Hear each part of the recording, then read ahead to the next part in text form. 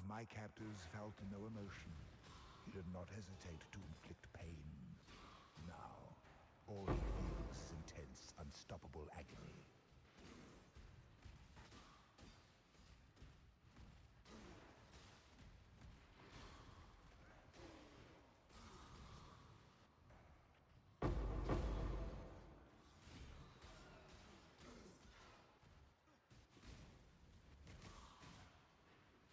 I can't do this just yet.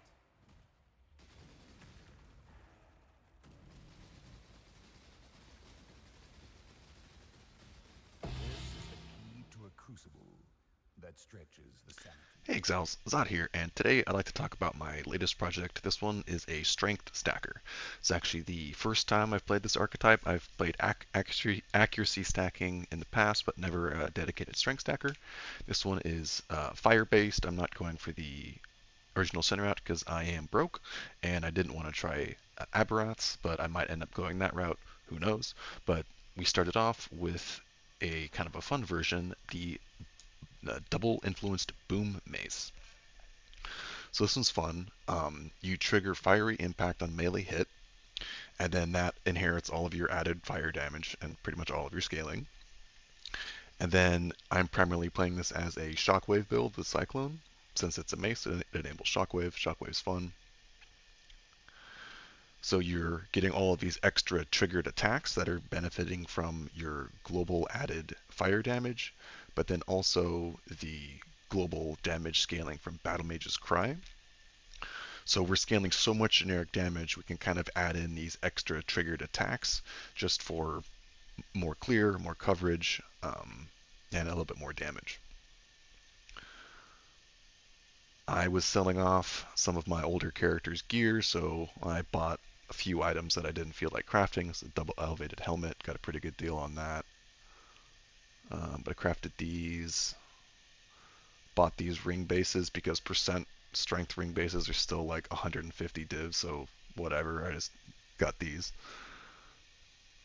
And boots for +1. This is nice with Enlighten, so I can fit 350% auras with minimal investment on tree.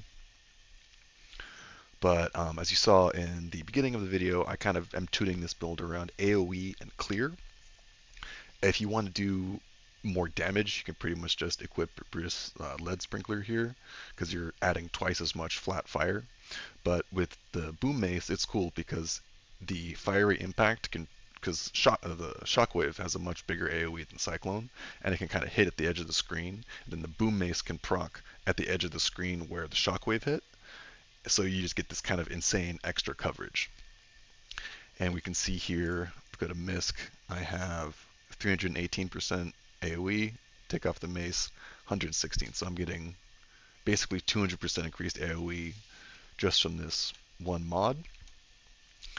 And it's kind of gimmicky, but it is a lot of fun. In terms of charms, one thing I'm really leveraging is this one, the Warcry grant 5 rage for 5 power. Then, of course, since we use Red Blade Banner, we have infinite power, so we basically get infinite rage as long as we're under 25. So naturally, we have to burn the rage somehow, so we use Berserk. And having never really played a strength stacker, I never really had much chance to use Battle Mage's Cry.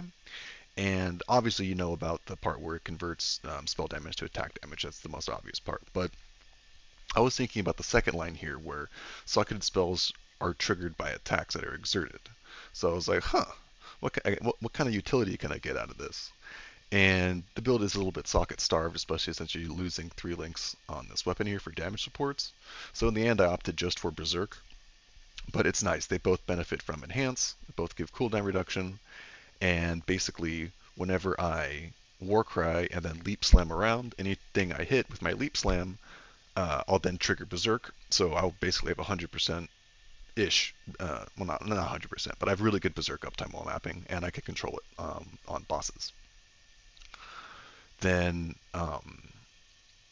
something else I'm doing with Leap Slam and stuns is I am doing Endurance Charge on melee stun, just to generate charges since I'm leaping around. And then we are also using Pain Forger. So having enhanced stun on Leap Slam gives me both endurance charges and power charges. And then of course I just tossed in a Shockwave here, and that with the boom mace, you have so much generic damage. I barely even have to cyclone in maps. I just leap slam around and everything explodes. So aside from that, it's a pretty standard strength stacker tree. You go for unnatural. You just get so much insane stat value here, especially when you use a lethal pride to put strength on all these small passives. This one just has strength on these nodes, nothing insane. Inertia. So that which was taken. In this case, I was opting to try to get percent strength and then at least 2 good mods.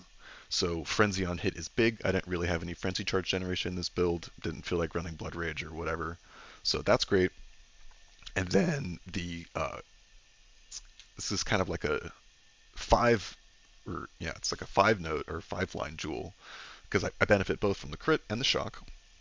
Even with just this small amount of lightning damage to attacks on my gloves, it gives me enough to shock mobs, and that just helps me consistently cap crit. And then the multiplier is global, which is great, so it's just all my damage. And then I'm actually not using the chill line. It is good in theory, but what I found was even with a small amount of cold damage, I can be freezing mobs, and there's this really interesting mechanic where hits that would freeze mobs can't also stun, because like a mob can't be stunned and frozen at the same time. So I'm just kind of ignoring that. I mean, it would be nice to have chills in a pure fire build, basically, but in the end, I'm not really using that right now. And then for my charms, I'm just going for the basic stuff: percent strength, fortify, strengthen in. There's a lot of room to improve on these, but these get very expensive, and I kind of spent all my money on getting to where I am now. So those are going to be the main upgrades. But then we're going for, of course, split personalities, corrupting blood immunity, and then this is a ludicrously expensive Watcher's Eye that I should probably just sell to buy better charms, but I got it when I was doing runs on my bossing character before, and I've just been using it, but I should probably sell it. I don't know. But yeah, this is a really fun build. I haven't played melee in years, and it's just Cyclone AoE is big, and then the Shockwave's explosions are big, and it's reasonably tanky, 6k health, 40k armor, block cap pretty much. Progenesis helps, you can swap it out for a damage flask. Like I said, Bruce Lead Sprinkler, massive amount of flat more damage, but you lose a little bit of AoE, and you use the kind of like gimmick pop stuff, so depends on really what you care about. I mean, if you wanted to have bossing damage or something, then, I mean, I don't know, why would you play this kind of character? But this is just fun. I made this in kind of a manic late night craft session, and I was like, well, I guess I have to play a strength stacker now. But overall, I don't know, like I made this as well. I know it does need the I need to go for a simplex, or not simplex, or is it simplex? Whatever. I need to go for one of those amulets next. Um, but I kind of like wearing double influenced items. Makes me think of the old days.